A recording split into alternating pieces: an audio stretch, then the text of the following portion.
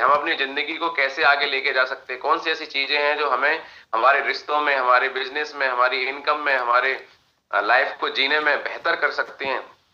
जो हमें पता है उसी से काम चला रहे हैं, और हमें जो पता है वही हमें पता है और उससे जो मिलने वाला था वो मिल ही रहा है, लेकिन उससे बेहतर अगर हमें आगे जाना है तो बेहतर चीजें समझनी पड़ेंगी। साथियों, इस बिजनेस में नहीं, पूरी जिंदगी में आपको सच बताइए, कितने लोग कामयाब रहना चाहते हैं, कामयाब होना चाहते हैं, कामयाब बने रहना चाहते हैं? कामयाब बने रहना चाहते देखो, हैं। कामयाब होना बड़ी बात नहीं है, पैसा कमाना बड़ी बात नहीं है, लेकिन कामयाब सही तरीके से होना और फिर बने रहना, ये बहुत बड़ी बात है। सफल होना, सफल बने रहना, और इसके लिए आपको कुछ बातें समझनी पड़ेंगी। वीडियो को शुरू करते हैं। मुझे लगता है कि आप तैयार हैं। कोई भी काम टहल रहे हैं तो बैठ जाइए। कभी भी एजुकेशन या शिक्षा टहल के डबल काम करते हुए नहीं ली जाती, पूरा ध्यान लगाना पड़ता है। कोई भी काम जब आप ध्यान से करते हैं तो उसके रिजल्ट अलग होते हैं, और फॉर्मेलिटी के लिए करते हैं तो अलग से होते हैं। ये आप भी जानते हैं, इसमें मुझे समझाने की जरूरत नहीं है। बचपन से हमारे माँ बाप ने एक ही बात सिखाई है, बेटा ध्यान से पढ़ो, ध्यान से करो। के पास आपके हर प्रश्न का उत्तर है। चाहे आपकी कोई भी परेशानी हो, कोई भी इच्छा हो, श्रीमद् भगवत गीता आपके हर प्रश्न का उत्तर देती है, आपकी हर समस्या का हल देती है। चाहे वो परेशानी आपके मन की हो, या धन की हो, या आपके शरीर की हो, या आपके रिश्तों की हो, आपको अपनी हर समस्या का उत्तर श्रीमद् भगवत गीता में जरूर मिलेगा। आज हम उसी श्रीमद् भगवत गीता के ऐसे 11 अनमोल उपदेश आपको बताएंगे जो आपकी पूरी जिंदगी बदल देंगे। बस आप इन बातों को वीडियो के अंत तक ध्यान से सुनिए। जो भी व्यक्ति इस वीडियो को अंत तक सुनेगा, उसे अपनी जिंदगी, उसे अपनी हर परेशानी का हल अवश्य मिलेगा। उसे अपनी जिंदगी में जो कुछ भी चाहिए वो उसे जरूर मिलेगा। श्रीमद् भगवत गीता का सबसे पहला उपदेश यही है कि कोई अगर आपका अपना है या कोई आपसे बड़ा है तो उसका अपने प्रति गलत व्यवहार कभी भी सहन नहीं करना चाहिए। ये गीता का उपदेश हमारी जिंदगी से भी जुड़ा है। हम भी अपने मन की अधिकतर तकलीफों को ये सोचकर जिंदगी भर सहते रहते हैं कि ये तो मेरा अपना है, ये तो मेरा बड़ा है, इसको हम कैसे कुछ कह सकते हैं। हम अगर नहीं सहेंगे, कुछ कह देंगे तो हमारे रिश्ते ही खराब हो जाएंगे, हमारे रिश्ते ही समाप्त हो जाएंगे। पर सोचने की बात यह है कि उस व्यक्ति को आप अपना कैसे मान सकते हैं जो आपकी तकलीफों की वजह हो। अपना तो वो होता है जो हमारी तकलीफों को दूर कर दे। तो गीता का ये उपदेश है कि किसी को भी अपना फायदा मत उठाने दो, किसी को भी खुद पर जुल्म मत करने दो, क्योंकि आप जितना सहेंगे लोग आपको उतना सहने के लिए और मजबूर करेंगे। गीता का पहला अध्याय। कितने लोगों को बात समझ में आ रही है? कल हम लोग बात को समझे थे, और मैंने एक चीज समझी है, जब किसी चीज को आप बार बार पढ़ते हैं या सुनते हैं तो पहली बार में जो चीज समझ में कम आती है वो दोबारा जब आप सुनते हैं तो बहुत सारे मतलब अपने आप दिमाग में उससे रिलेटेड विचार अपने आप आते हैं। मैंने महसूस किया, मैं इसको कई बार सुन चुका हूं। जैसे हम FIM करने जाते हैं तो FIM किस तरीके से करनी है उसको लेके मैंने एक वीडियो ऑडियो था MD सर का, उसे कम से कम नहीं तो 20 बार सुना होगा, 30 बार सुना होगा, 40 बार सुना होगा। हर बार सुन सुन के वो शब्दों की प्रैक्टिस हो गई, मुझे बोलना क्या है। जब हम सुनते हैं बार बार तो चीजें समझ में आती है कि पॉइंट पे हमें काम करना है। इस पॉइंट को नोट कर लीजिए। बहुत सारे लोग सिर्फ इसलिए किसी से कुछ नहीं कहते हैं। बहुत सारे इस बिजनेस में भी अगर हम देखें कि कई सारे लोग आपके अप्लायंस में आते हैं, है ना, कोई कुछ समझा रहा है, कोई कुछ समझा रहा है, तो हमें ये डिसाइड करना होता है कि हमें बात किसकी माननी है। इसीलिए बोला जाता है इस बिजनेस के अंदर एक मेंटर होना चाहिए आपका। आप किसी एक इंसान को मेंटर बना लीजिए और उसकी बात को 100% फॉलो करिए, आपकी कामयाबी हो जाएगी। मेरे मेंटर है महागुरु श्री दिलीप चौबे सर। हालांकि मेरे अप्लाई में बहुत सारे लोग हैं, ठीक है। महागुरु जी महिपाल सर है, वो मेरे रोल मॉडल है, उनके जैसे मैं बनना चाहता हूँ, मेरे रोल मॉडल हैं। लेकिन और भी हमारे पास अप्लाई है, सबका सम्मान है, सबका करना है, लेकिन 100% बात किसकी माननी है? वो अपने मेंटर की माननी होती है। तो जो भी आप अपना मेंटर बना रहे हैं, बनाइए, नहीं है तो बना लीजिए और अपने मेंटर को 100% फॉलो करिए। इसका मतलब ये नहीं कि किसी की बात हमें माननी नहीं है, काटनी नहीं है। सब लोग सिस्टम की बात करते हैं, लेकिन मेरे लिए पर्सनल क्या सही है, मेरे लिए मेरा लेवल कब होगा, मेरा टारगेट कैसे होगा, पर्सनली जो गाइडेंस होती है, डायरेक्शन होता है, वो हमें मेरे मेंटर से मिलता है। और एक मेंटरशिप में जब हम काम करते हैं तो बड़ा काम हो जाता है। आप सब लोगों को पता है आग और पानी दो ऐसी प्रकृति की दी हुई अनमोल चीजें हैं हमारी जिंदगी में जो हमारी जिंदगी को विकास करने में, आगे बढ़ाने में हेल्प करती हैं। बिना आग के हम खाना नहीं पका सकते, तो आग बहुत जरूरी है खाना पकाने की। और हमारी जिंदगी में जैसे अभी सर्दी चल रही है तो हमें गर्माहट देने में काम करती है। पानी के बिना हम खाना नहीं बना सकते और अपनी जिंदगी को नहीं जी सकते। लेकिन आप देखिए कि यही आग और पानी कभी ना कभी विनाश का कारण भी बनती है, हालांकि विकास का भी कारण है। लेकिन जब इसका डायरेक्शन चेंज हो जाता है, जब इसमें किसी का डायरेक्शन नहीं लगता है, तो यही आग, ये पानी बाढ़ का रूप ले लेती है, आग जला के राख कर देती है और बहुत सारी जिंदगियों को खराब कर देती है। तो आग खाना बनाने वाली कभी भी विनाश कर सकती है, लेकिन अगर ये सही डायरेक्शन में, सही गाइडलाइन में, तो यही आग जीवन का विकास करती है। कितने लोग सहमत है मेरी बात से? यस महागुरु जी। तो आप सब लोगों को इस बात का ध्यान देना है कि हम सही डायरेक्शन में हैं कि नहीं है, क्योंकि हमारा जीवन भी बहुत अनमोल है। अगर हम सही डायरेक्शन में हैं, आया ना, तो आपका बहुत सारा समय बर्बाद होने से बचेगा। अगर आप अपना दिमाग लगाएंगे, अपने हिसाब से चीजें करेंगे, अरे ऐसे नहीं ऐसे होता है, तो फिर आपका टाइम खराब होता रहेगा।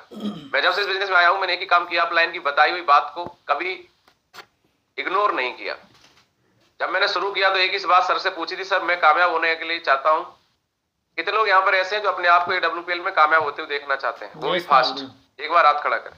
यस यस गुरु जी, यस। तो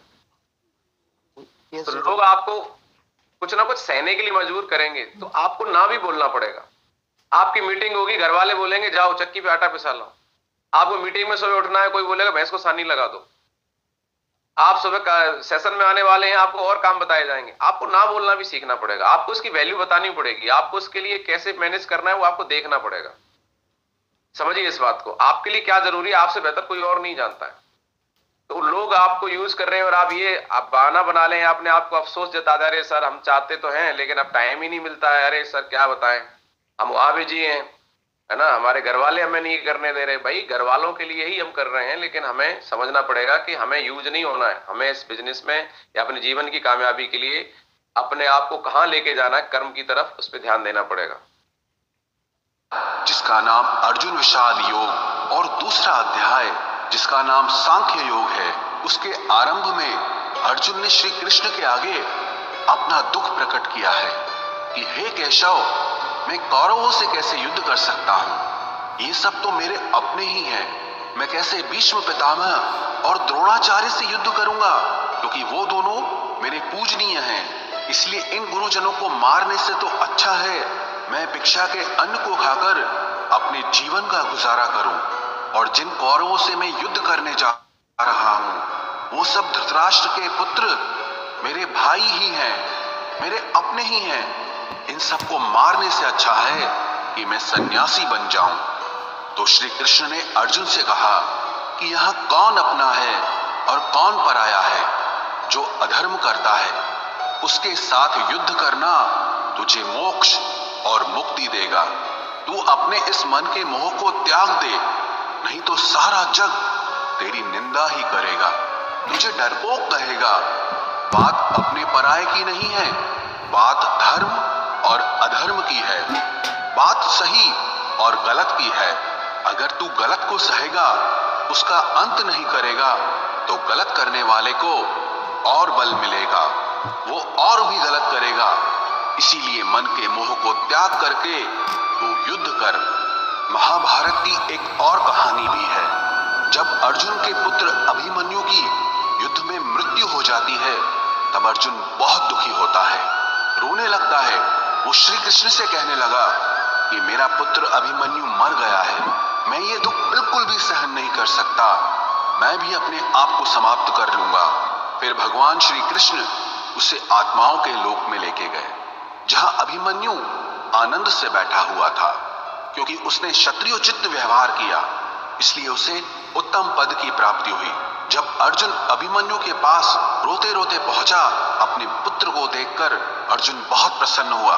उसे गले से लगाकर कहने लगा कि हे पुत्र, तेरे बिना तो मैं जी ही नहीं सकता, मैंने तो अपने जीवन की आशा का ही त्याग कर दिया है। तो अभिमन्यु कहने लगा कि आप कौन हैं? अर्जुन बोला, मैं तेरा पिता हूं, तू मेरा पुत्र है अभिमन्यु। तो अभिमन्यु कहने लगा कि कौन पिता कौन पुत्र, मेरे हजारों जन्म हुए हैं, किसी जन्म में आप मेरे पिता बनते हैं और किसी जन्म में मैं आपका पिता बनता हूं। आत्मा का न कोई माता होता है न कोई पिता होता है। जब अर्जुन ने देखा कि कि मेरा पुत्र मुझे पहचान भी नहीं रहा, तो उसका सारा मोह खत्म हो गया। इसलिए गीता के इस उपदेश को ठीक से समझ लो कि यहाँ कोई अपना पराया नहीं है।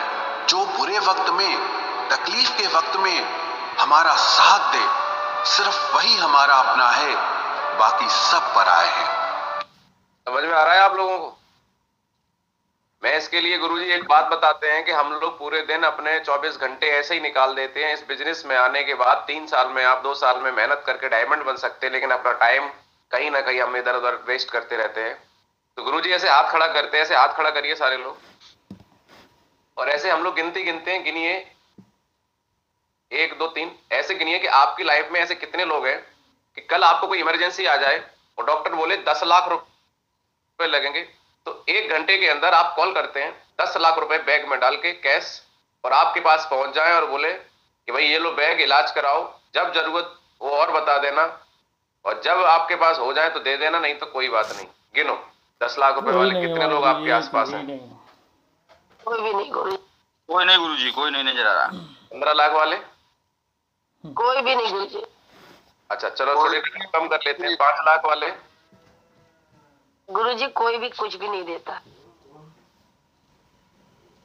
सच्चाई को आप लोग समझने की कोशिश करिए कि आपको लगता है कि हमारे अपने हैं। सच बता रहा हूं, आपके माँ बाप, ऊपर वाला और आपके परिवार में भी सबको शामिल नहीं करेंगे, सबका अलग अलग माइंडसेट है। बल्कि सच बात तो यह है कि पड़ोसी भी नहीं चाहता कि आप आगे बढ़ो। आपकी कार आ गई तो उसको तकलीफ हो जाती है, बहुत सारे लोगों को तकलीफ होती है आपके आगे बढ़ने से। मैं बस ये कहना चाह रहा हूं, सबका सम्मान करो, जो सोचेगा सोचने दो। बस एक बात समझनी है कि लोगों के चक्कर में, सबको खुश करने के चक्कर में अपने काम को मत भूलिए, अपनी जिम्मेदारियों को मत भूलिए। हमारे पास ही बहुत काम है, आपके पास ही बहुत काम है।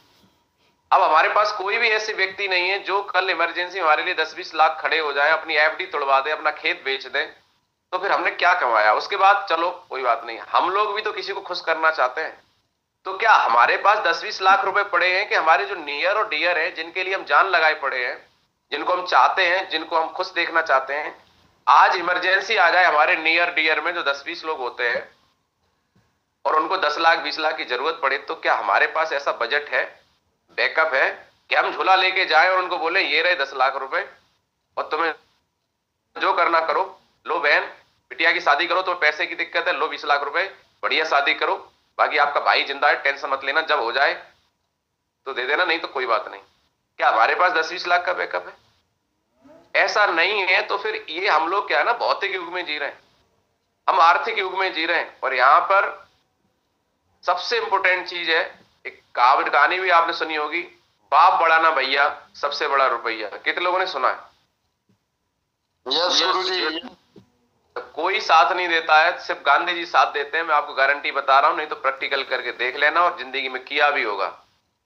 जब आखिरी में कोई साथ देता है, सरकार किसी की भी आ जाए, तो गांधी जी साथ जो देते हैं वो कोई नहीं देता। इसलिए गांधी जी पे थोड़ा कैसे आएंगे, किसको गांधी जी के आने के बीच में कोई बाधा आ रही है तो उसको थोड़ा सा हैंडल करना सीखें। उस गांधी जी से ही हम और अपनों की भी मदद कर सकते हैं। तो इंपोर्टेंट आज भौतिक युग में है, स्वीकार करिए इस बात को। इसलिए इस बात का हमेशा ध्यान रखिए जो इसमें बताया गया है, दूसरा उपदेश, इसको समझने की कोशिश करिए। गीता का दूसरा उपदेश यह है कि जो चला गया है कभी उसका दुख मत करो, और जो आने वाला है उसकी बिल्कुल भी चिंता मत। बहुत सारे लोगों को मैं सुनता हूं, सर क्या बताऊं सर, ये काश ये ऐसा हो जाता तो, काश ये नहीं होता तो। मतलब गुजरे हुए पलों को याद कर करके हमेशा अपने आप को बोलते रहते हैं, सर आपकी तो नौकरी लग गई, हमारा तो नंबर नहीं आया, काश उस समय वैकेंसी आ जाती तो, काश हमारे पिताजी ने भी खेत खरीद लिया होता तो। मैं पहले भी एक बार पूछा था, फिर से पूछ रहा हूं, आपने रामायण सुनी होगी, महाभारत सुना होगा। क्या रामायण में भगवान श्री राम ने कभी बोला काश सीता माता ने हिरण के पीछे जब मैं गया तो रेखा पार ना करी होती तो, काश मेघनाथ ने लक्ष्मण पे बाण नहीं चलाया होता तो, बोला कभी? हम क्यों काश काश करते रहते हैं भाई, काश ये हो जाता तो, काश वो हो जाता तो। काश करने से कुछ नहीं होगा, जो हो गया वो हो गया, उसको बदल नहीं सकते हम लोग। क्या हमारे हाथ में पास्ट चेंज करने का हक है, पावर है? उस पास्ट के क्यों बैठे रहते हैं? जब भी कोई इंसान पास्ट में जिंदगी जीता है तो हमेशा उसको पछतावा होता है, और पछतावा इंसान को खत्म कर देता है अंदर से। और ज्यादा फ्यूचर में जाते हैं, क्या होगा, बच्चों की शादी कैसे होगी, क्या होगा क्या नहीं होगा, तो हमारी चिंताएं बढ़ जाती है। चिंता भी चिता के समान होती है। तो गीता क्या कह रही है, इस बात को मैं बहुत पहले समझ चुका हूं, इसलिए मैं इतनी मस्त जिंदगी जीता हूं, वो भी वर्तमान में। जो होगा सो देखा जाएगा। कुछ लोगों की आदत होती है, ये हो गया तो, ये हो गया तो, रिजल्ट नहीं आया तो, कोई नहीं जुड़ा तो। मैं बोलता हूं भाई साहब तुम मर गए तो, बोले सो कैसे मर जाएंगे? तो भाई साहब क्यों तो कर रहे हो? तो लोग फालतू में भविष्य को लेके कुछ भी सोचते रहते हैं। भैया मन को कंट्रोल करो, सुनो इस बात को ध्यान से। करो। जब महाभारत का युद्ध चल रहा था तब अर्जुन ने श्री कृष्ण से कहा कि अगर ये युद्ध हुआ तो करोड़ों लोग मारे जाएंगे।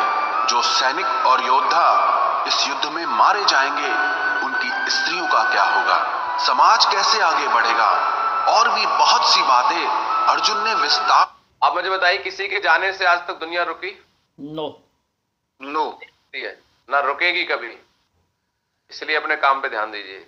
दुनिया में क्या हो रहा है वो सब होता रहेगा, प्रकृति करवाती, हम कुछ नहीं कर सकते उसमें। हम क्या कर सकते हैं, हमें सिर्फ वो देखना है हमारा कर्म क्या है, हम क्या सहयोग कर सकते हैं, वो हमें ध्यान देना है। से कही है तो भगवान श्री कृष्ण ने कहा, अशोच्या नन्वशोचस्त्वम प्रज्ञावादांश्च भाषते गतासून अगतासूश्च नानुशोचन्ति पंडिताः। श्री कृष्ण बोले, हे अर्जुन, तू बड़ी बड़ी ज्ञानियों जैसी बातें करता है, लेकिन जो सच में ज्ञानी होता है, वो जो लोग मर चुके हैं, जा चुके हैं या एक दिन जाने वाले हैं, उनकी चिंता नहीं करता है, उनका दुख नहीं करता है। तेरे हाथ में कुछ भी नहीं है, तू चाहकर भी कुछ कंट्रोल नहीं कर सकता। जीवन और मरण ये तो प्रकृति की नियति है। इसीलिए जो ज्ञानी होता है वो किसी के मरने पर भी रोता नहीं है। ज्ञानी जन ना ही बीते हुए कल का शोक करते हैं और ना ही आने वाले कल की चिंता करते हैं। इसीलिए जो होने वाला है वो होकर ही रहता है, और जो नहीं होने वाला है वो कभी नहीं होगा। ऐसा निश्चय जिसको समझ में आ जाता है, जिसकी बुद्धि में आ जाता है, उसे कभी कोई चिंता नहीं सताती, कोई दुख नहीं सताता। हमारे सारे दुखों का कारण ही यही है। या तो हम जो वक्त गुजर चुका है उसे सोच सोचकर परेशान होते रहते हैं, या भविष्य की चिंता कर करके खुद को बीमार कर देते हैं, नष्ट कर देते हैं। गीता का ज्ञान हमें यही सिखाता है कि ना तो हम बीता हुआ कल बदल सकते हैं और ना ही आने वाले कल पर कंट्रोल कर सकते हैं।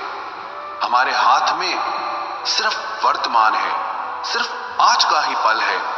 हमारा 98% तनाव और चिंताएं भूतकाल और भविष्यकाल के बारे में सोचते रहने से होता है।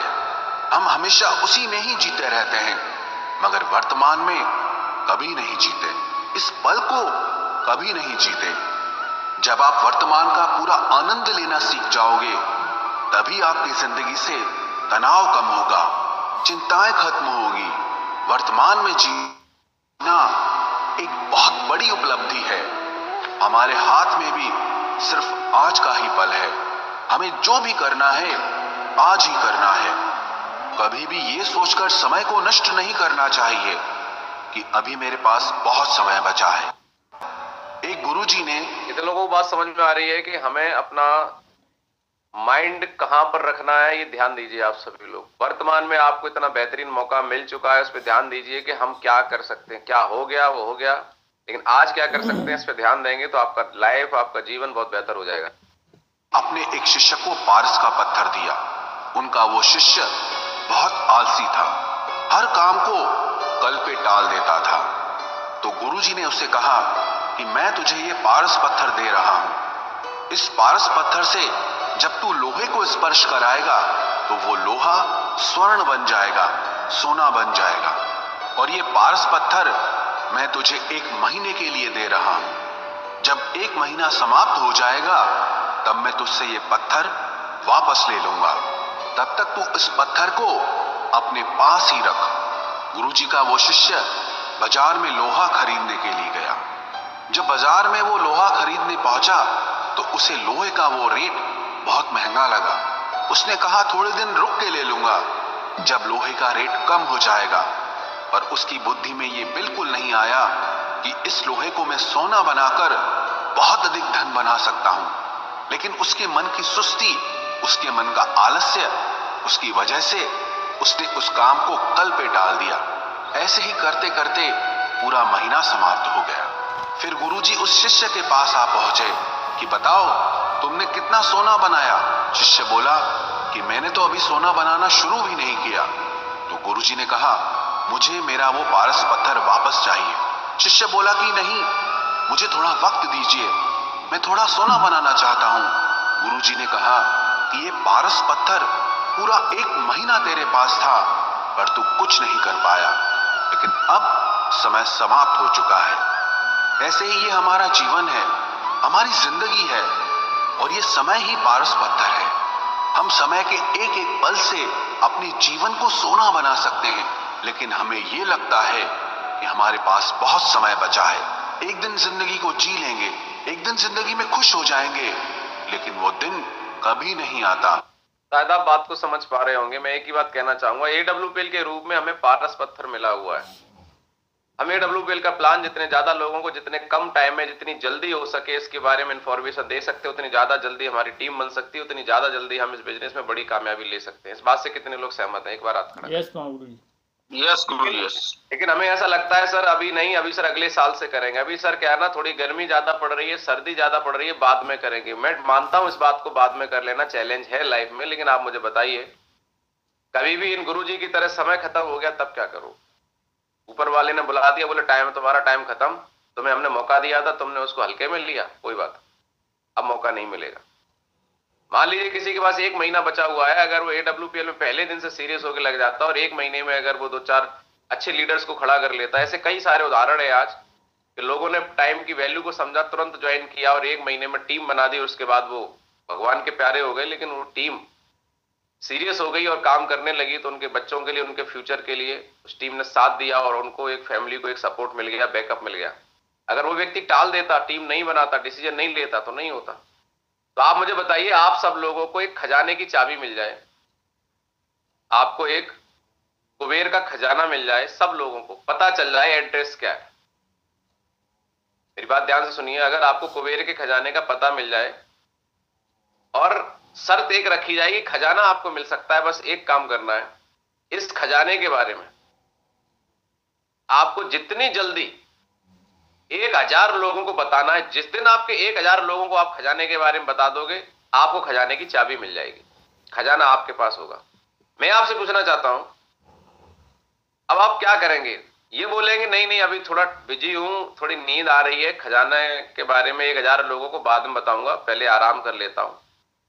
मैं आपको रियलिटी बता रहा हूं, आप इस बात को एग्री करना, वास्तव में जो मैं बात बोल रहा हूं अगर ऐसा हो, यहां पे बैठा हुआ हर आदमी खाना पानी सब छोड़ देगा, रिश्तेदारी जाना छोड़ देगा, है ना, और जो काम कोई और कर सकता है, खेती बाड़ी बटाई पे उठा देगा, बोले भाई मुझे कुबेर के खजाने की चाबी लेनी है, पता चल गया है, बस 1000 लोगों से जितनी जल्दी हो सके मुझे मिलना है, जिससे मुझे एड्रेस और चाबी मिल जाए और मुझे कुबेर का खजाना चाहिए जो मैं लेके रहूंगा।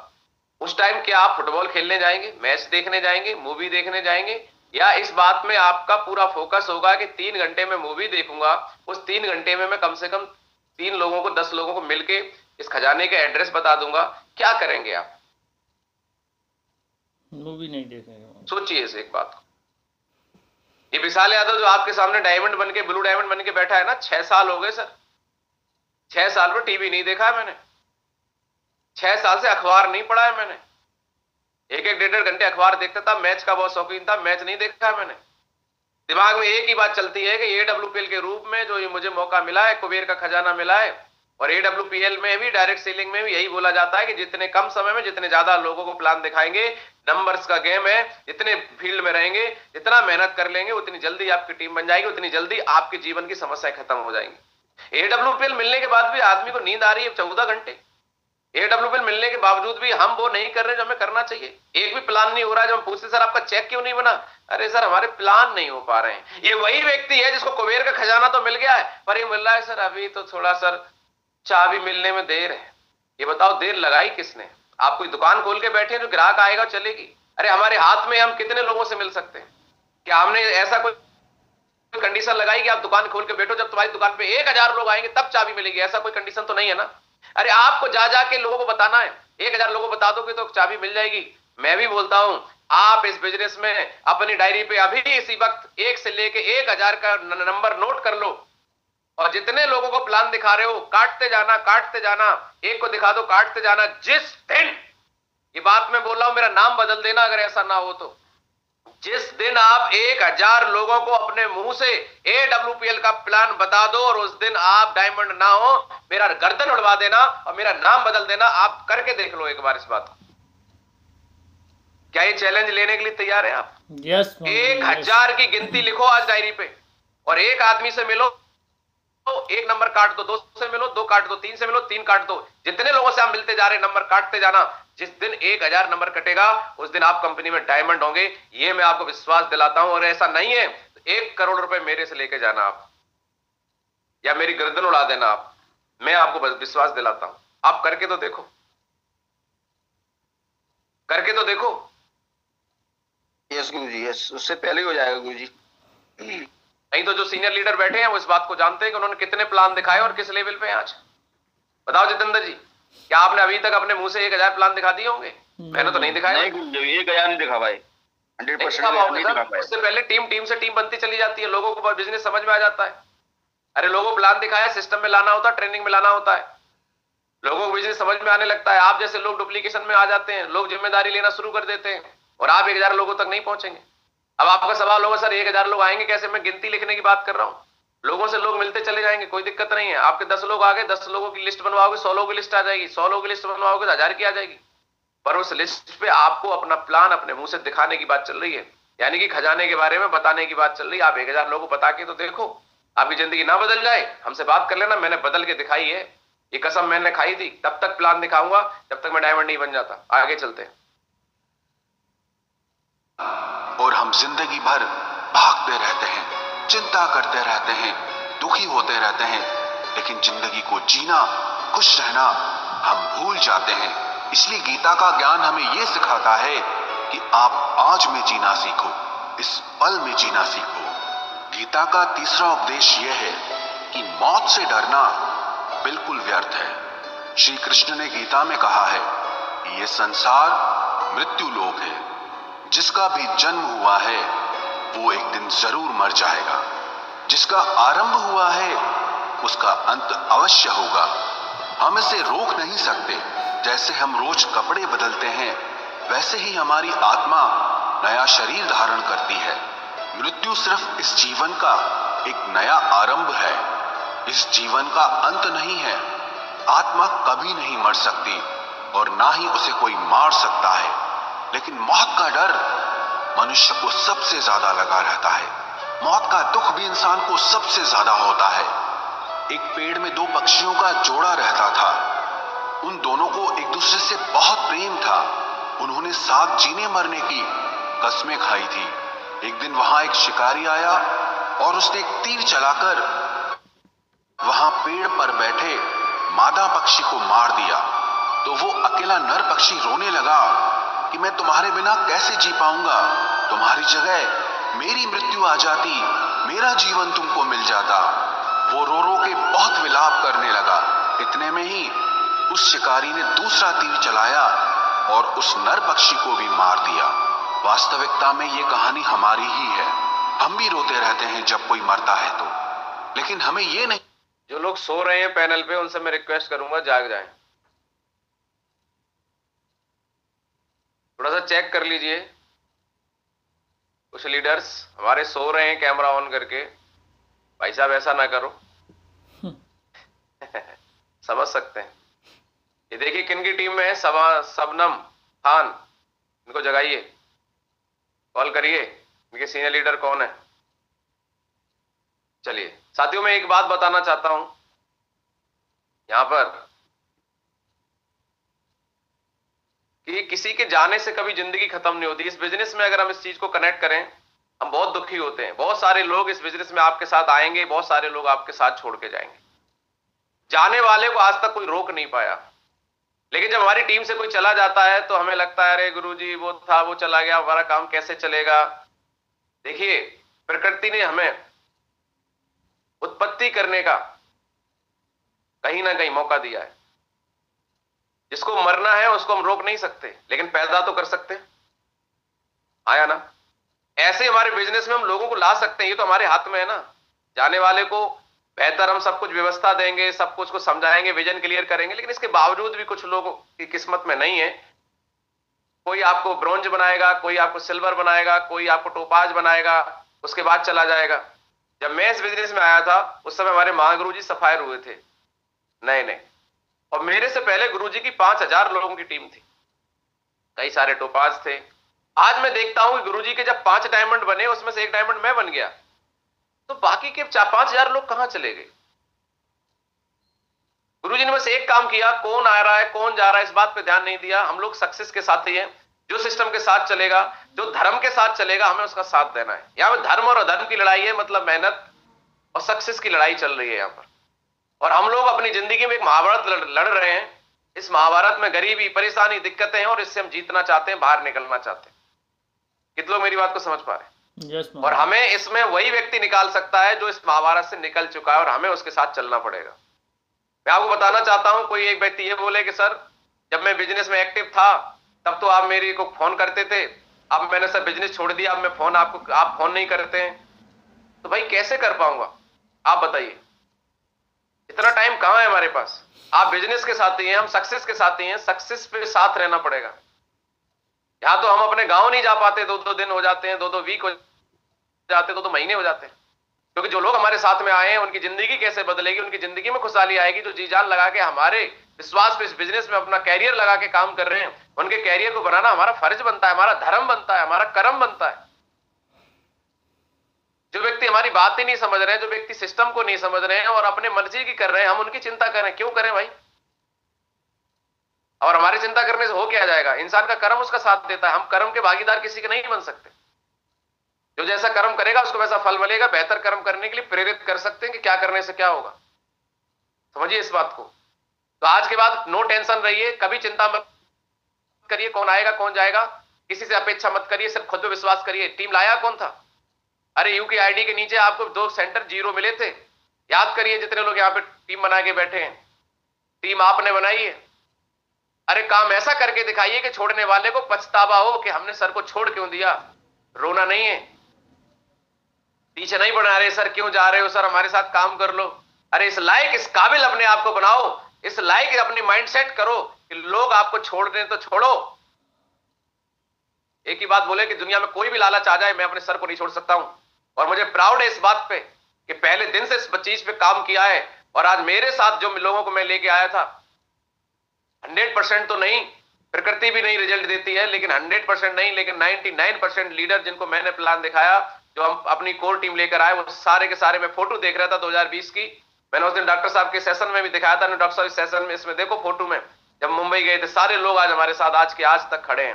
हो सकता है किसी का अचीवमेंट कम हो, किसी का ज्यादा हो, सबकी परिस्थितियां अलग अलग हैं, लेकिन बात दिल की है कि लोग दिल से जुड़े हैं, दिमाग से नहीं जुड़े हैं। दिल से साथ दिया है, दिमाग से नहीं दिया, इसलिए लोग आज भी साथ खड़े हैं। साथियों, मैं एक ही बात कहना चाहता हूं, जो दिल से साथ देने आया ना, वो दिल से साथ देगा। आपको परेशान होने की जरूरत नहीं है। जो दिमाग से आए हैं वो दिमाग से ही चले जाएंगे, तो आप टेंशन मत लो, किसी आने जाने से कोई फर्क नहीं पड़ता है। हम भी उसी मृत्यु के पेड़ पे ही बैठे हैं, लेकिन शरीर का मिटना हमारा अंत नहीं है।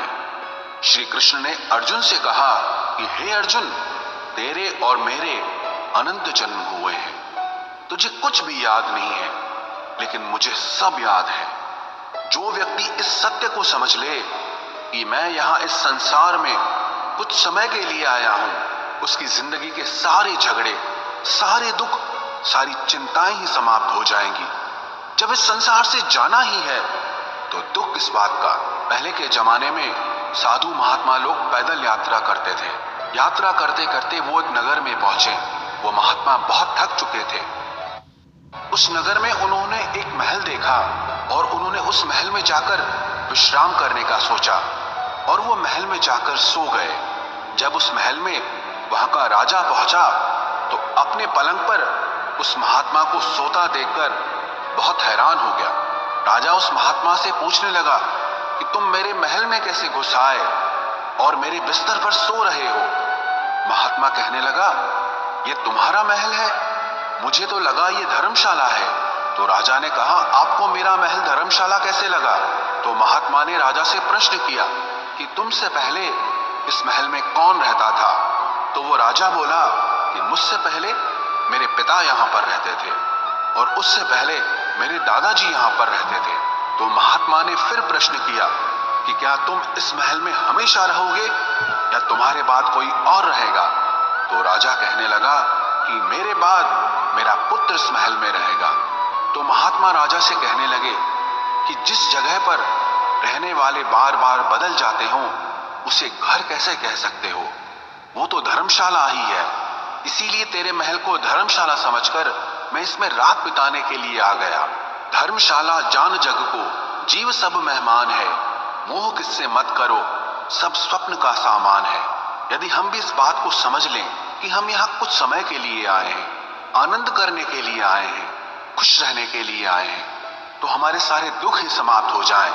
जब हम अपना मोह यहाँ जमा लेते हैं, अपना दावा यहाँ जमा लेते हैं कि ये मेरा है, इसे मैं छोड़ नहीं सकता, इसके बिना मैं जी नहीं सकता, तो हमारा जीवन दुखों से भर जाता है। इसलिए जीवन में मृत्यु का भय त्याग करके जीवन का प्रतिपल आनंद लेना चाहिए। गीता का चौथा उपदेश, मन और विचारों को कंट्रोल किए बिना जीवन में कभी शांत। क्या बात समझ में आ रही है?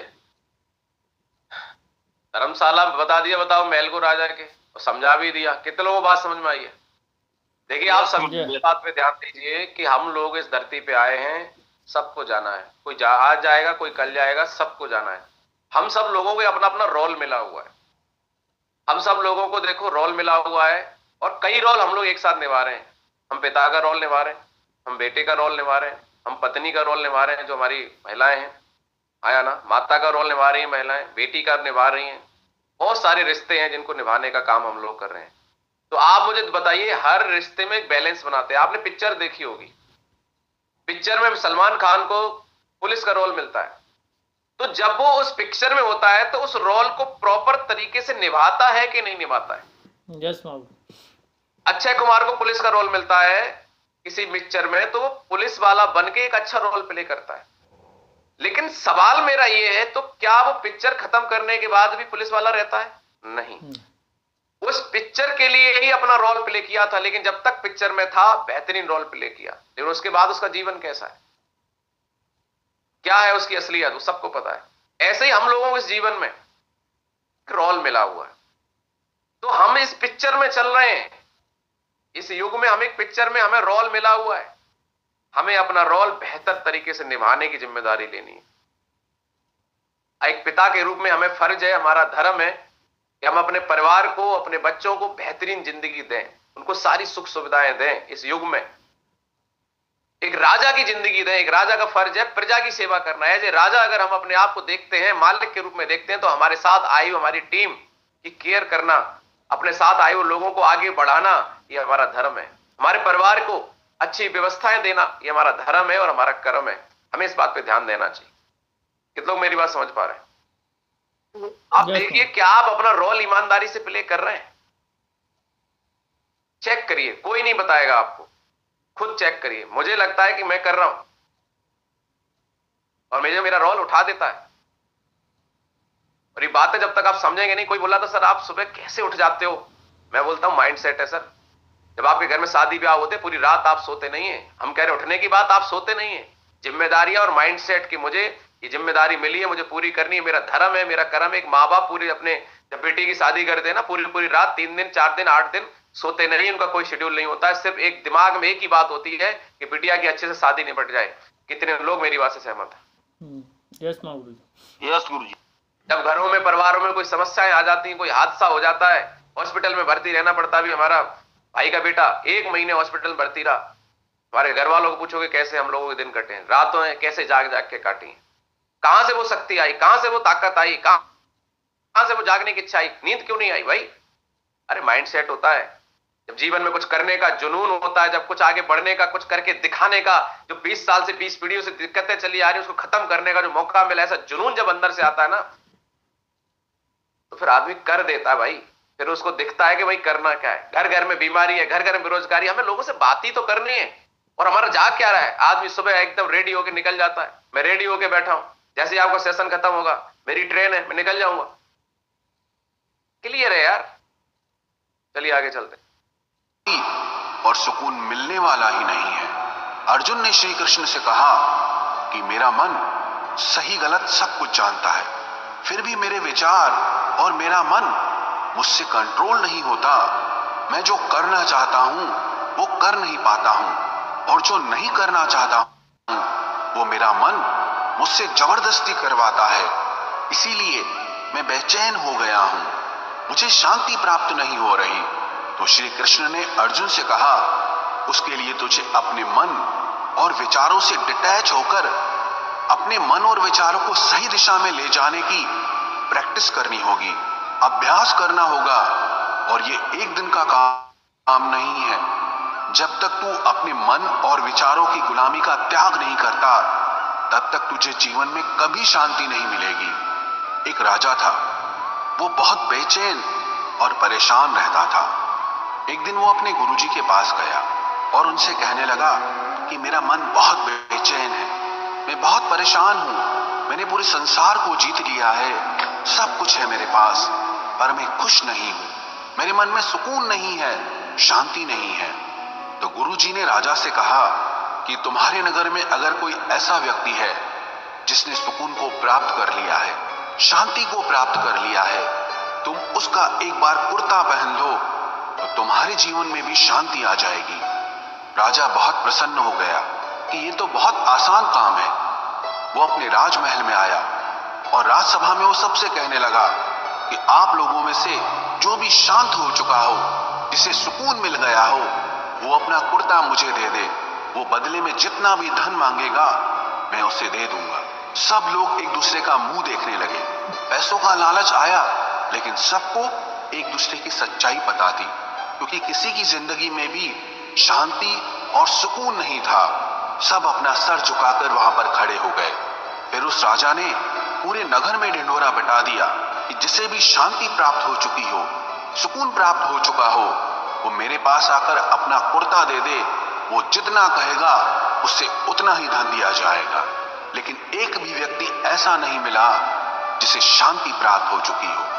वास्तविकता में जब कोई मरता है तब हम कहते हैं कि वो फला व्यक्ति आज शांत हो गया। कभी किसी जिंदा इंसान के लिए नहीं सुना कि एक जीता जागता इंसान शांत हो गया है। राजा के सैनिक पूरे शहर में ढूंढते रहे, फिर उन्हें पेड़ के नीचे एक महात्मा तपस्या करता दिखा, जिसके चेहरे पे एक शांति थी, सुकून था। वो सैनिक उस महात्मा के पास आकर पूछने लगे कि क्या आपने शांति प्राप्त कर ली है, सुकून प्राप्त कर लिया है? महात्मा ने कहा, मैं पूरी तरह से शांत हूं। तो सैनिक उसे राजा के पास ले आए। राजा ने उस महात्मा से प्रश्न किया कि क्या आपको शांति और सुकून प्राप्त हो चुके हैं? वो महात्मा कहने लगे, महाराज मैं पूरी तरह से शांत हूं, मुझे कोई चिंता नहीं, मुझे किसी चीज की लालच नहीं, मुझे कोई इच्छा नहीं है। तो राजा भी बहुत प्रसन्न हो गए कि आखिर वो व्यक्ति मिल ही गया जिसे शांति की प्राप्ति हो चुकी है, जिसे सुकून प्राप्त हो चुका है।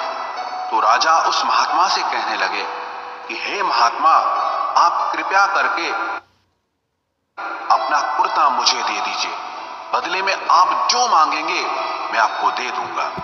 वो महात्मा कहने लगे कि महाराज सुकून और शांति तो मुझे मिल चुके हैं, लेकिन क्या करूं, मेरे पास कुर्ता ही नहीं है पहनने के लिए जो मैं आपको दे सकूं। जब राजा ने उस महात्मा की ये बात सुनी कि इस महात्मा के पास कुर्ता भी नहीं है पहनने के लिए, उसके बाद भी ये महात्मा एकदम शांत है, इसके जीवन में सुकून है, मैं सारी जिंदगी धन को जोड़ने में लगा रहा, दुनिया जीतने में लगा रहा, लेकिन मुझे शांति नहीं मिली, सुकून नहीं मिला। क्योंकि शांति और सुकून बाहर की चीज नहीं है, अपने भीतर की चीज है। इसीलिए जब तक कोई व्यक्ति अपने मन और विचारों को कंट्रोल नहीं करता, तब तक उसके जीवन में सुकून और शांति नहीं आती। और गीता का उपदेश हमें यही सिखाता है कि जीवन में शांति चाहिए तो मन को शांत करना सीखो। गीता का 5वां। कितने लोगों को बात समझ में आ रही है? यस गुरु यस गुरु जी। समझ लीजिए, मोटी मोटी बात समझ लीजिए कि सुकून, जब तक ये धरती पे जीवन है ना तो चैलेंज आएंगे, और अगर आपको लगता है कि सब कुछ ठीक हो जाए तब शांति मिलेगी, तो मैं आपको बता देना चाहता हूं, बढ़िया अगर आप कपड़े पहनोगे 2 मिनट के लिए सुकून मिलेगा, बढ़िया घर में रहोगे 4 दिन सुकून मिलेगा, बढ़िया गाड़ी में रहो चलोगे तो 1 हफ्ते सुकून मिलेगा। लेकिन अगर आप चाहते हैं कि हर पल हर दिन जिंदगी भर सुकून रहे, तो एक ही तरीका है, अपने काम से प्यार करो। क्योंकि जीवन में कुछ भी चीज स्थायी नहीं है, सिर्फ आप और आपका कर्म हमेशा आपका साथ देगा। कर्म में अगर आपने अपना सुख ढूंढना शुरू कर दिया कि जब आपको काम करने में सुकून मिलना शुरू हो जाए तो फिर जिंदगी भर आप सुकून से जी सकते हैं। और वो तभी होगा जब आप अपने काम से, मुझे बहुत मजा आता है, मैं इस सेशन कर रहा हूं, मुझे बहुत खुशी मिल रही है, जब मैं लोगों से मिलता हूं मुझे बहुत अंदर से खुशी मिलती है। मैं सच बता रहा हूं, कोई भी काम में, मेरे इस AWPL की मैं बात कर रहा हूं, मुझे इतना मजा आता है, इतना सुकून मिलता है, इसीलिए मैं इस काम को करता हूं। वरना भाई साहब सरकारी नौकरी है, वाइफ की भी सरकारी नौकरी है, कौन की हिम्मत है जो मुझे जगा ले 5 बजे? अरे कभी नहीं जागा था, ये तो बातें कुछ समझ में आ गई जिंदगी जीने की, इसलिए जाग रहा हूं। आपको भी समझ में आ गई तो आपको भी कोई नहीं जगाने की जरूरत नहीं पड़ी, आप खुद अंदर से जाग जाएंगे। तो सुकून आपके काम में है, वहां ढूंढिए जहां है। चाबी जहां खोई है वहीं ढूंढिए, गलत जगह चाबी ढूंढेंगे। हम सुकून ढूंढ रहे हैं कार में, अरे आ जाएगी कार। कार सिर्फ आपको कुछ दिन की खुशी देगी, कार सिर्फ आपको कुछ दिन की खुशी देगी, घर कुछ दिन का खुशी देगा। लेकिन सबसे बड़ी बात है, लोगों की सेवा करने में और अपने कर्म में जो खुशी है ना, वो कभी नहीं मिलेगी, महसूस करके देख लेना। तो इस चीज का बड़ा ध्यान दें कि काम को मन से करें, अपने आप आपको सुकून मिलेगा। और चैलेंज तो आएंगे, चैलेंज जब भगवान की जिंदगी में आ गए तो हम तो हैं क्या। इतना बड़ा चैलेंज आया कि शाम को कोई राजा बनने जा रहा है और सुबह बोला जाता है कि तुम्हें 14 वर्ष का वनवास दे दिया जाता है। याद करिए रामायण की कथा, एक इंसान रात को एक्साइटेड है कि सुबह तो मेरा राजा बनूंगा, और सब रात को उसे खबर थी राजा बनने की, सुबह खबर मिलती है कि साहब वनवास जाओ, वो भी 14 साल के लिए। लेकिन क्या वो रोए? क्या उन्होंने किया? उसको एक्सेप्ट किया। चैलेंज आया, उसको एक्सेप्ट किया। उसमें भी जब वहां वन में पहुंचे तो मैडम को रावण उठा ले गया। अब इससे बड़ा और क्या चैलेंज है? आपकी मैडम को कोई उठा के लेके जाए तो सोचो, आप तो रोना पीटना कर दोगे, आया ना? सोचो इस बात को, तुम्हें कोई घर से निकाल दे माँ बाप, तुम तो माँ बाप को गोली मार दोगे। कितने लोग मेरी बात समझ में आ रही है? लेकिन नहीं, जो चैलेंज आया उसको एक्सेप्ट किया और उसको फॉलो किया। इसीलिए आज अगर उस चैलेंज को एक्सेप्ट नहीं करते और उसके हिसाब से जिंदगी को, चैलेंज को ओवरकम नहीं करते, तो आज राम भगवान नहीं होते, आज मर्यादा पुरुषोत्तम नहीं होते। उन्होंने अपने धर्म से रह के उन सारी चीजों को, रिजल्ट आया, देर लगी, लेकिन सबको रिकवर किया कि नहीं किया। हमारी जिंदगी में चैलेंज आएंगे, घबराना नहीं है, परेशान नहीं होना है, लगे रहना है, पर अपना नीयत कभी खराब नहीं करनी, लालच नहीं करना है, कभी क्रोध नहीं करना है, कभी लोगों को गलत इस्तेमाल नहीं करना है, अपने फायदे के लिए लोगों को मिसयूज नहीं करना है, कभी भी ध्यान रखना इस बात का। उद्देश्य यह है कि वासना, क्रोध और लालच सर्वनाश का कारण है, नरक का द्वार है। जिस भी मनुष्य में ये 3 अवगुण होते हैं वो हमेशा दूसरों को दुख पहुंचाकर अपने ही सुख और स्वार्थ की पूर्ति करता रहता है। किसी भी चीज की हद से ज्यादा वासना करना और क्रोधी स्वभाव होना और मन में लालच होना उसके जीवन के सुख को समाप्त कर देते हैं, उसके सारे रिश्तों में जहर भर देते हैं। इन्हें नरक का द्वार इसीलिए कहा गया है क्योंकि जिस इंसान में अत्यधिक क्रोध है, लालच है, वासना है, उसका पूरा जीवन जहर से भर जाता है। उसको मरने के बाद नहीं, जीते जी यहीं पर नरक का दर्शन होता है। गीता का 6वां उपदेश यह है कि सब भगवान एक ही हैं, कोई छोटा बड़ा नहीं है। सब एक परब्रह्म परमात्मा के अलग अलग रूप और नाम है। श्री कृष्ण ने गीता के 10वें अध्याय विभूति योग में बताया है कि जितने भी जगत के देवी देवता हैं वो सब मेरी ही विभूति है। मैं ही शिव हूं, मैं ही इंद्र हूं, मैं ही यक्षराज कुबेर भी हूं, मैं ही अग्निदेव हूं, देवताओं के गुरु बृहस्पति भी मैं हूं, समुद्र भी मैं ही हूं, अक्षरों में ओम भी मैं ही हूं, काल का महाकाल भी मैं ही हूं, सारे जगत का नाश, उत्पत्ति और पालन करने वाला भी मैं ही हूं। श्री कृष्ण ने अर्जुन से कहा कि मेरी विभूतियों का कोई अंत नहीं है, इसलिए सब भगवान, सब नाम, सब देवता मेरे ही रूप हैं। इसीलिए तो किसी भी देव या ईश्वर में कभी भेद बुद्धि मत करना, कभी किसी को छोटा बड़ा मत समझना। और गीता का उपदेश हमें यह सिखाता है, कभी भी किसी दूसरे के इष्ट को छोटा नहीं समझना चाहिए, या इस बात पर झगड़े फसाद नहीं करने चाहिए कि कौन बड़ा है और कौन छोटा है। गीता का 7वां उपदेश आ रहा है। हम लोगों के साथ में काम कर रहे हैं, हमारे साथ में अलग अलग जाति, अलग अलग धर्म के लोग आते हैं। देखिए, जाति धर्म कोई भी है, सब लोग, हम लोग सबसे पहले के इंसान हैं। वो सब भगवान ने नहीं बनाए, प्रकृति ने नहीं बनाए जाति धर्म। और हम बहुत सारे लोग देखते हैं कि आज लोग अपनी रोटी सेकने के लिए, बहुत सारे राजनीति के अंदर हम लोग देखते हैं कि लोग जाति के नाम पे, धर्म के नाम पे, है ना, मार काट, लड़ाई झगड़े, बहुत सारी चीजें आपको देखने को मिल रही हैं। अरे कम से कम हम सारे लोग तो यहाँ पर हैं, अपने और अपनी जिम्मेदारी तो ले सकते हैं। मुझे कोई फर्क नहीं पड़ता कि कौन किससे है, किस बैकग्राउंड में। एक बात पता है कि बस हर इंसान की केयर करनी, हर इंसान का जो काम है वो कोई छोटा बड़ा नहीं है, किसी की जाति धर्म कोई छोटी बड़ी नहीं है। इंसान हमेशा इंसान होता है, वो प्रकृति का बनाया हुआ एक अनमोल रत्न है। हमें हर किसी को मान सम्मान देना है, हर किसी को साथ लेकर चलना है। अगर आपने ये कर लिया तो आपकी टीम इतनी बड़ी बनेगी, टीम इतना साथ देगी कि आप कभी सोच नहीं सकते।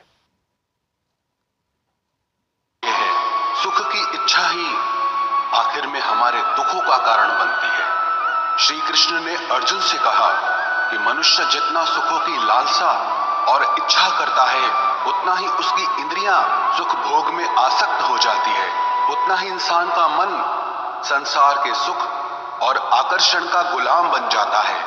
और जितना सुख के पीछे भागेगा, उतना ही उसे दुख के अनुभव से भी गुजरना पड़ेगा, क्योंकि ये संसार का नियम ही है। जो चीजें शुरू में मन को बहुत आकर्षित करती हैं, बाद में बहुत दुख देती हैं, और जो चीजें शुरू में मुश्किल लगती हैं, कठिन लगती हैं, बाद में हमें बहुत काम आती हैं। बताइए, बचपन में हमें पढ़ता, माँ बाप बोलते थे बेटा पढ़ लो, तो हमें बड़ा मुश्किल लगता था, बड़ा दिक्कत होती थी, नहीं पढ़े। और आज देख लो, जिन लोगों ने उस समय माँ बाप की, टीचर्स की बात मान ली, पढ़े लिख गए, आज जिंदगी ठीक है कि नहीं है। तो इसे या तो रोना तो पड़ेगा, उस टाइम रो लो, नहीं तो जिंदगी भर रो लो। समझिए इस बात को कि आज मेहनत कर लो। आज जो लोग जाग रहे हैं ना, आप लोग अगले 4 साल में डायमंड बन के जो सुख भोगोगे ना, और जो लोग नहीं जाग रहे हैं उनको परेशानियों की वजह से जागना पड़ेगा।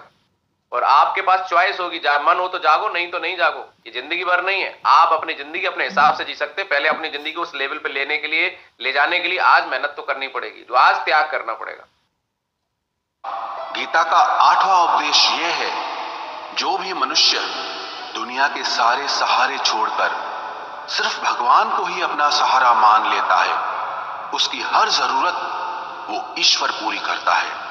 उसकी हर प्रकार से रक्षा वो परमात्मा ही करता है।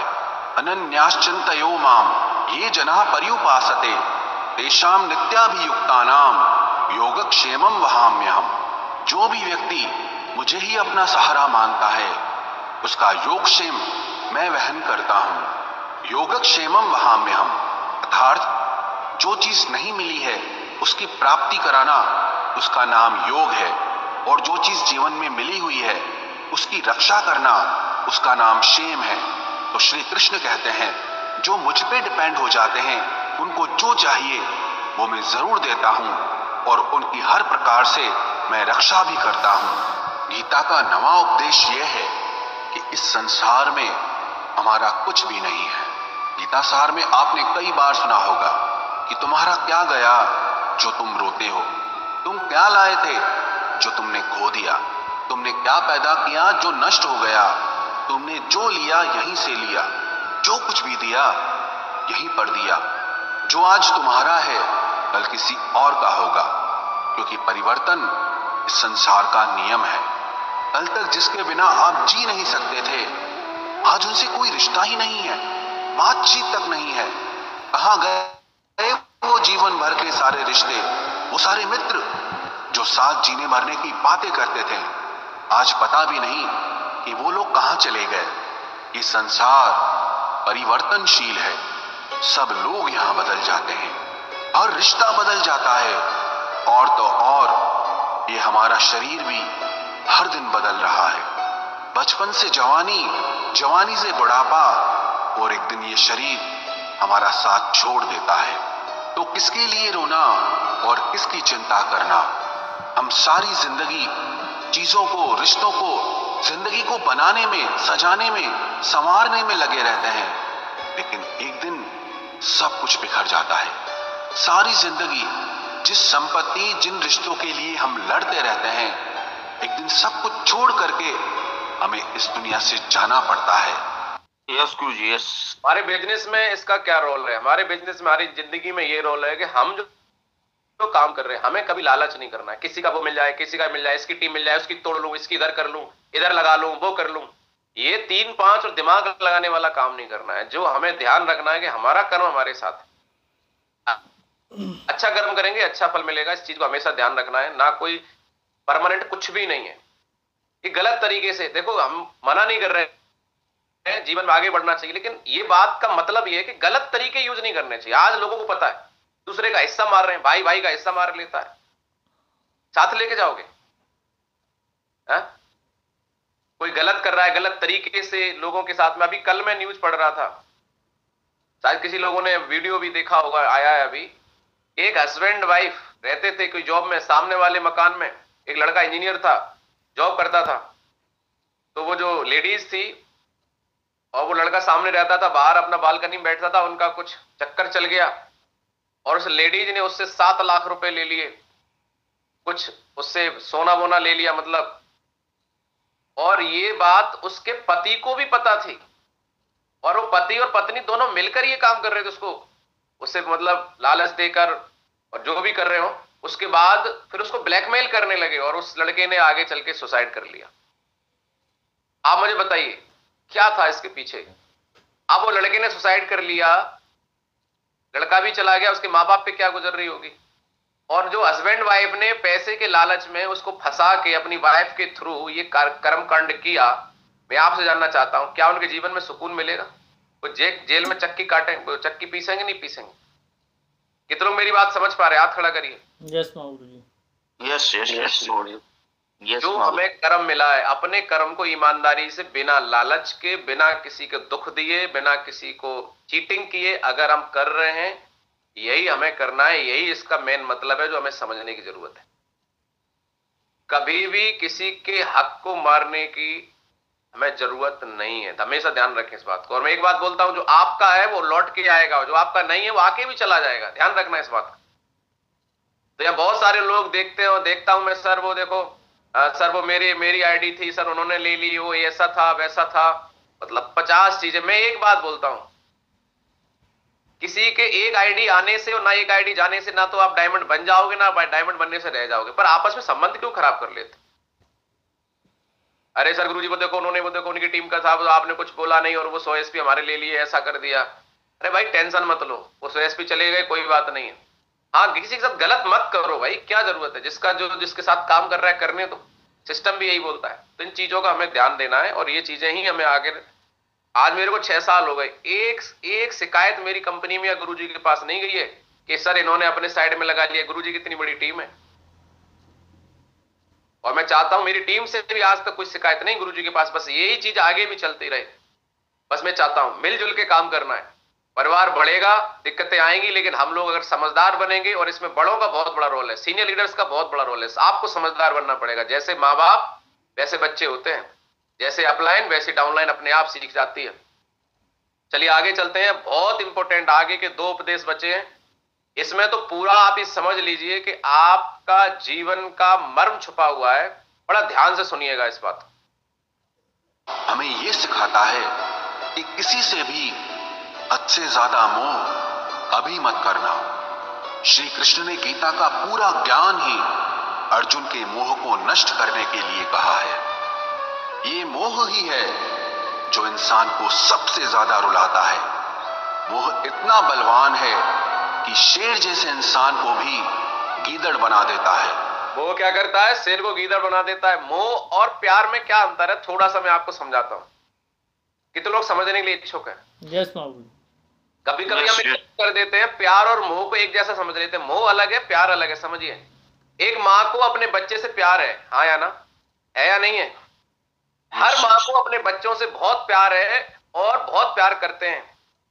तो जब माँ अपने बच्चे को प्यार करती है, लेकिन आपने देखा होगा जब बच्चा स्कूल जाता है तो रोता बहुत है। तो जो माँ मोह करती है, अरे मेरा बच्चा रोता है मैं नहीं भेजूंगी, तो ये है मोह।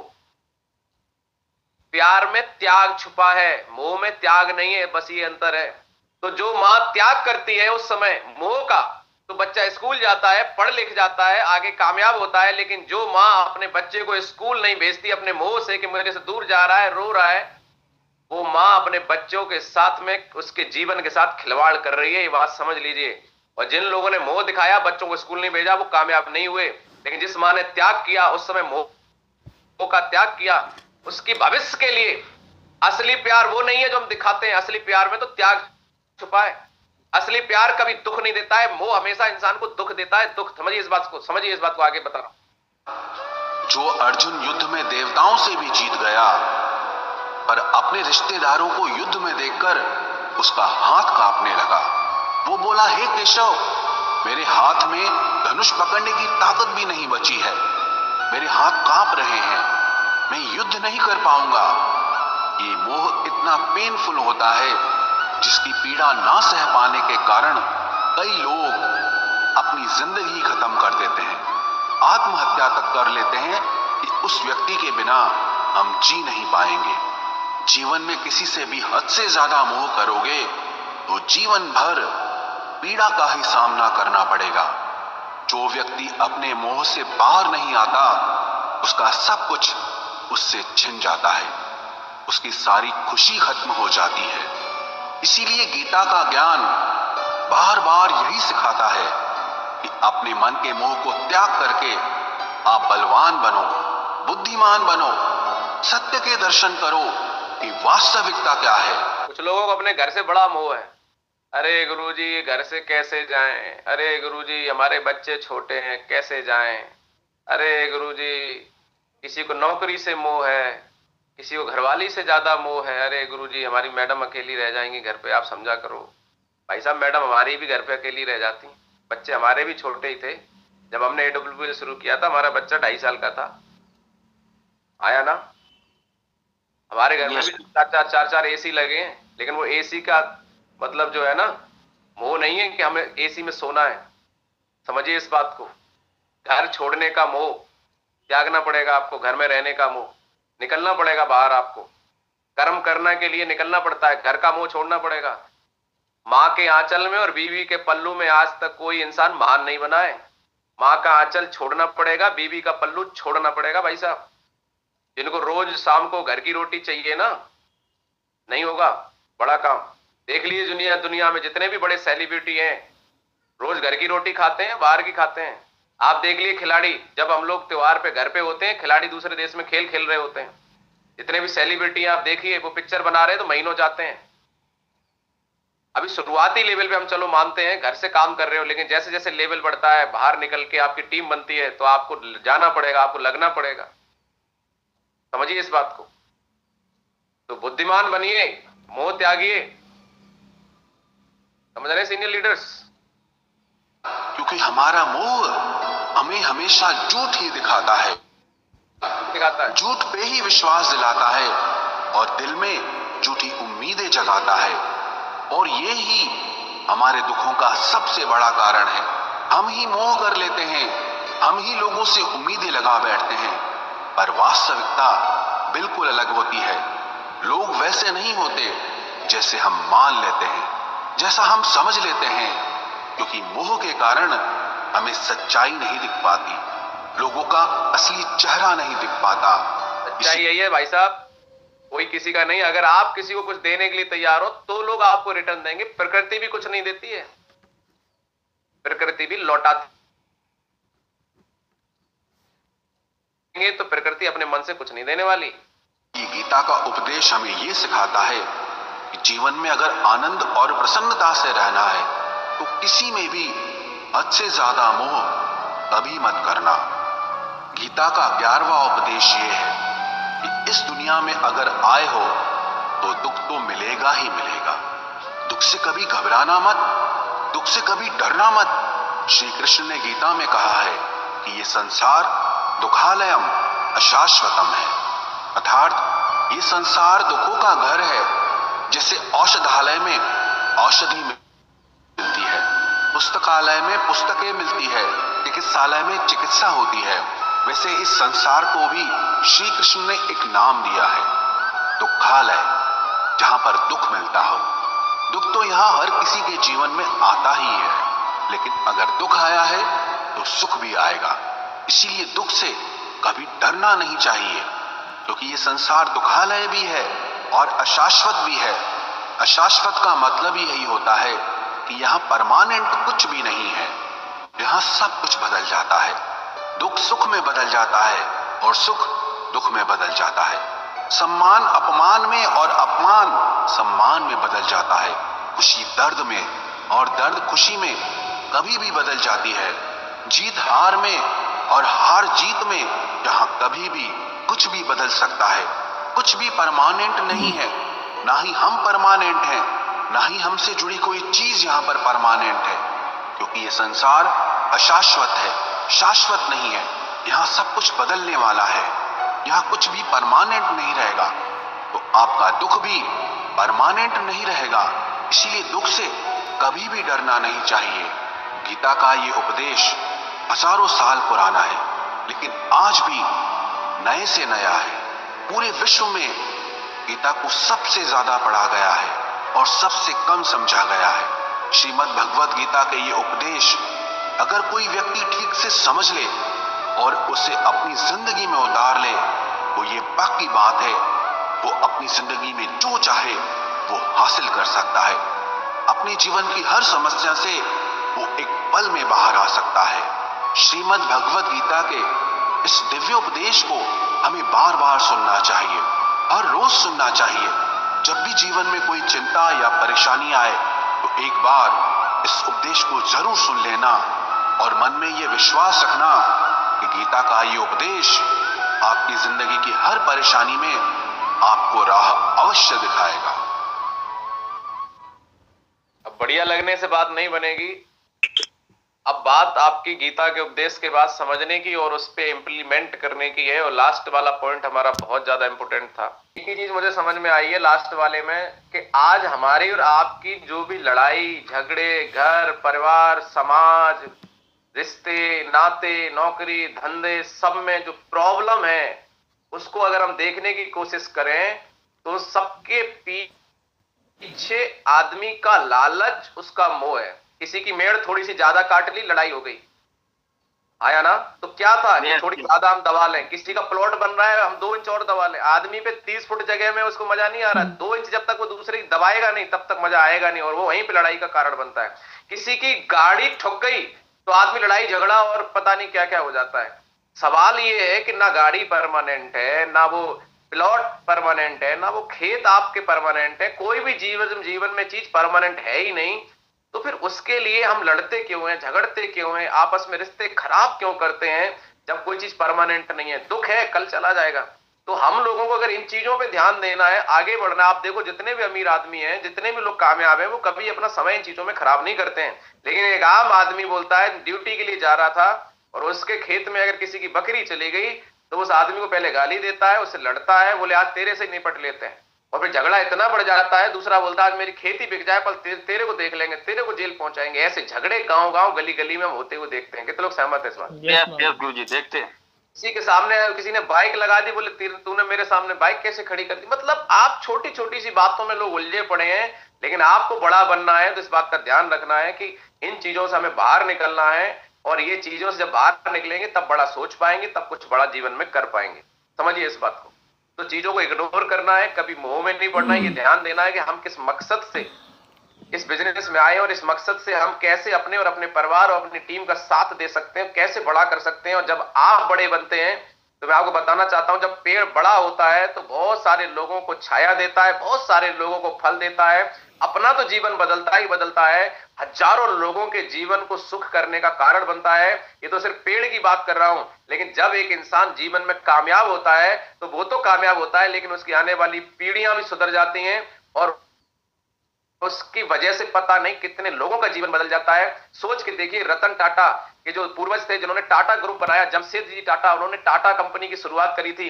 आज मुझे आप बताइए, टाटा कंपनी की वजह से आज हिंदुस्तान में हजारों नहीं लाखों लोगों का परिवार पल रहा है कि नहीं पल रहा? हाथ खड़ा करिए।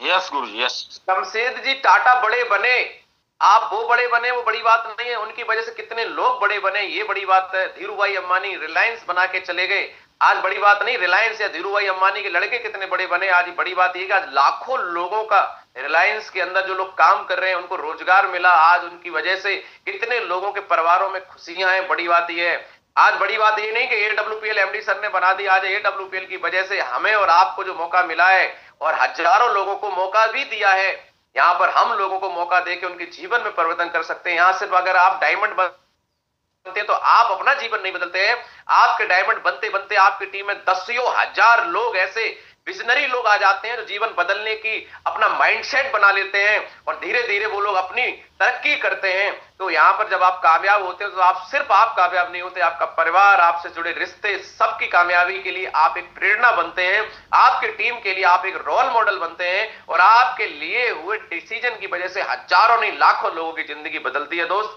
इसलिए अपने डिसीजन पे टिके रहना, अडिग रहना, कभी किसी की बातों में नहीं आना। गीता का ज्ञान जब भी दर्द करे, परेशानी लगे जीवन में, सुन लेना, लिंक मैं अभी ग्रुप में डाल दूंगा, तो इसको जरूर 24 घंटे में जब भी मन करे, गाना सुनने का मन करे, गाना मत सुनना। सपना चौधरी को सुनने से जीवन नहीं बदलेगा, लेकिन मैं भरोसा दिलाता हूं गीता का ज्ञान अगर सुनते रहे और इसकी बताई हुई बातों को मानने की अपनी प्रैक्टिस कर ली तो जीवन बदल जाएगा। मैं आपको भरोसा दिलाता हूं, मेरा बदला है, बारी अब आपकी है। अब मैं आपको लास्ट में एक बात बताना चाहता हूं। बात आती है, कोई भी काम सुन लो, देख लो, बात आती है टेस्ट की, रिजल्ट की। तो सवाल ही आता है कि टेस्ट हमने क्या दिया। तो अभी आप लोगों का एक टेस्ट है। एक बार क्या हुआ, एक टीचर ने अपने बच्चों को कुछ सिखाया। क्या सिखाया? पत्थर तोड़ना सिखाया। तो एक बहुत बढ़िया व्यक्ति थे, वो सिखाने का काम करते थे, हथौड़े से पत्थर तोड़ना सिखाते थे। और उनके पास 3 स्टूडेंट आए और तीनों को उन्होंने हथौड़े से पत्थर सिखाने की, तोड़ने की प्रैक्टिस करवाई। जब उनका कोर्स पूरा हो गया तो उन गुरुजी ने उन तीनों से बोला कि बेटा अब तुम्हारा टेस्ट है और तुमको ये हथौड़े रखे पत्थर तोड़ना है। कितने लोग मेरी बात को समझ पा रहे हैं? यस बाबू। ध्यान से सुनना, बात को समझने की कोशिश करना। Yes yes. पहले बच्चे से, पहले स्टूडेंट से गुरुजी ने पूछा कि बेटा ये रहा हथौड़ा, पत्थर तोड़ो। तो बताओ पत्थर टूट जाएगा, तोड़ोगे? बोले गुरुजी पूरी कोशिश करता हूं तोड़ने की। और उसने हथौड़ा उठाया, 2 4 5 10 मारे और बोला गुरुजी पूरी कोशिश कर ली, ये तो ना टूट रहा है। दूसरे को बोला कि बेटा पत्थर तोड़ोगे? तोड़ो, ये तुम्हारा टेस्ट है। तो दूसरा बंदा बोलता है, स्टूडेंट, कि गुरुजी पूरी ताकत लगाऊंगा। और वो पहला वाला 10 बार मारता है, ये 20 बार मारता है, पत्थर नहीं टूटता है। और बोलता है गुरुजी पूरी ताकत लगा दी, ये तो ना टूट रहा है। तीसरे से गुरुजी बोलते हैं बेटा पत्थर तोड़ोगे? तो तीसरा बोलता है गुरुजी 100% तोड़ेंगे। तो गुरुजी उससे एक सवाल करते हैं कि बेटा ये दोनों कलाकार जो खड़े हैं, इसने बोला मैं कोशिश करूंगा, इसने बोला मैं पूरी ताकत लगाऊंगा, तुमने ये कैसे बोल दिया कि मैं 100% तोड़ दूंगा? What is the reason behind it? इसके पीछे का कारण बताओ। शिक्षा मैंने बराबर दी, टेस्ट मैं अब ले रहा हूं, तो तीनों की सोच में अंतर क्यों है? सिखाया मैंने बराबर है। तो उस बंदे ने क्या जवाब दिया, कितने लोग जानना चाहते हैं? इसी में आपकी भी सफलता छुपी हुई है। यस महागुरुजी। यस यस जी महागुरुजी। तीसरे वाले ने बोला कि गुरुजी मैं 100% इसलिए श्योर हूं, मैं इसलिए 100% श्योर हूं कि 100% पत्थर तोड़ूंगा क्योंकि मुझे अपने गुरु की शिक्षा पे विश्वास है और मुझे अपने बाजुओं पे विश्वास है। और सबसे बड़ी बात कि मैं हथौड़ा उठाने के बाद इस बात पे विश्वास है कि साला जब तक पत्थर टूट नहीं जाएगा तब तक हथौड़ा मारना बंद नहीं करूंगा। इसलिए 100% बोल रहा हूं कि पत्थर टूटेगा ही टूटेगा। कितने लोग मेरी बात को समझ पाए? यस।